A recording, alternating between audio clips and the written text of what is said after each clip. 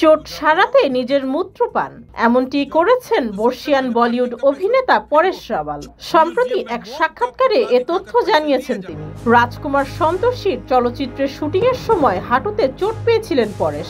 এরপর action choreographer বীরু দেবগনের পরামর্শে চোট সারাতে নিজের মূত্র পান করেন পরেশ। देवगन सब आए थे, मैं नानामटी में था तो वीरू देवगन साहब। এক সাক্ষাৎকারে পরেশ বলেন, হাঁটুর চোটের কথা জানার পর বীরু আমাকে সকালে ঘুম থেকে উঠে খালি পেটে নিজের মূত্র পান করার পরামর্শ দেন। তিনি বলেন, এই অভ্যাস করতে পারলে জীবনে আর কখনোই আঘাতজনিত কোনো সমস্যা ভোগাতে পারবে না। এছাড়া বীরু অ্যালকোহল, রেড মিট আর তামাক পরিহারের পরামর্শও দেন।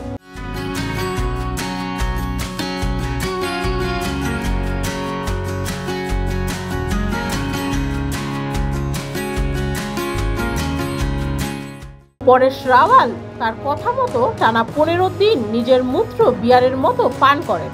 এরপর চিকিৎসকরা তার এক্স-রে রিপোর্ট দেখে একেবারে অবাক হয়ে গিয়েছিলেন। পরেশের ভাষ্যমতে এর চোট সারতে 2.5 মাসের মতো লাগবে বলে জানিয়েছিলেন চিকিৎসকেরা, কিন্তু মূত্রপানের ফলে সেরে গেছে মাত্র 15 দিনে। সুস্মিতা, যুগের চিন্তা।